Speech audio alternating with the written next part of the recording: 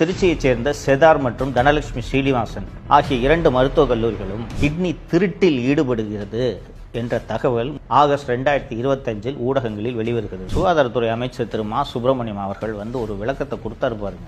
அதாவது மனித உறுப்புகள் திருடுறாங்க அப்படின்னாரு. திருடுங்கிறது யாரையாவது ஒருத்தர் தெரியாதனமா போய் படுக்க வச்சு அவருக்கு தெரியாம கிட்னியோ லிவரோ எடுத்தா அதுக்கு பேர் திருட்டு. இது முறைகேடு. இது கிட்னி திருட்டு அல்ல, கிட்னி முறைகேடு. ரெண்டுக்கும் என்ன வித்தியாசம்?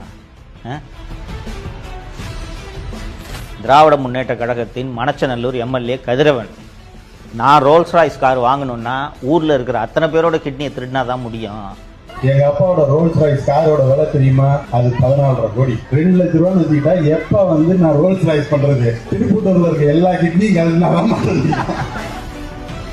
தானமாக பெறுபவர் அந்த கிட்னிக்கு கொடுக்கக்கூடிய தொகை எவ்வளவு தெரியுமா? 80 லட்சம் முதல் 1 கோடி. எஃப்ஐஆர் போடுறது தானே, ஆனால் தமிழக அரசு எஃப்ஐஆர் போடவில்லை. வணக்கம் தமிழ் பெருங்குடி மக்களே. 26 சட்டப்பேரவை தேர்தல் தமிழகத்தின் எதிர்காலத்தை முடிவு செய்யக்கூடிய தேர்தல். ஒரு குடும்பம் கொள்ளையடிப்பதற்கான அதிகாரத்தை நீங்கள் மீண்டும் அந்த குடும்பத்திற்கு அளிக்க வேண்டுமா என்பதை முடிவு செய்ய வேண்டிய தேர்தல். 10-15 கட்சி கூட்டணிகளை வைத்துக்கொண்டு நாங்கள் ஒற்றுமையாக இருக்கிறோம், எங்கள் ஆட்சியில் பல சாதனைகளை செய்திருக்கிறோம், மக்களுக்கு பணத்தை வாரி தந்திருக்கிறோம், பல்வேறு திட்டங்களை வகுத்திருக்கிறோம் என்றெல்லாம் ஆசை வார்த்தைகளை கூறிக்கொண்டு உங்கள் முன்னால் வருவார்கள். ஆனால் கடந்த 5 ஆண்டுகளில் இந்த ஆட்சியில் என்னென்ன நடந்தது என்பதை நீங்கள் யோசித்து பார்த்து சிந்தித்து மீண்டும் இந்த திமுக ஆட்சி வர வேண்டுமா என்பதை மனதில் வைத்து வாக்களிக்க வேண்டும் என்பதற்காகத்தான் தொடர்ந்து உங்களோடு நான் உரையாடி கொண்டிருக்கிறேன்.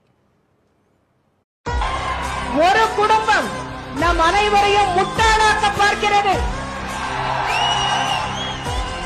ஒரு குடும்பம் தமிழ்நாட்டையே சுரண்டிக் கொண்டிருக்கிறது.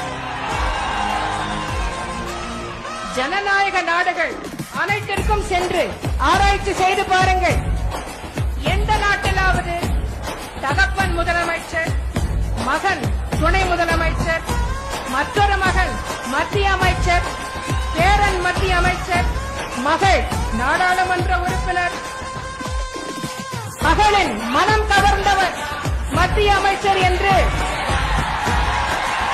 ஒரே குடும்பம் ஜனநாயகத்தின் பெயரால் இத்தனை பதவிகளை ஆக்கிரமித்துக் கொண்டு அழுக்கை தின்கின்ற மீன்கள் போல அதிகாரத்தை குதறி தின்கின்ற இது போன்ற குடும்பம் ஒன்று உலகத்தின் வேறு எந்த மூலையிலாவது இருக்கிறதா?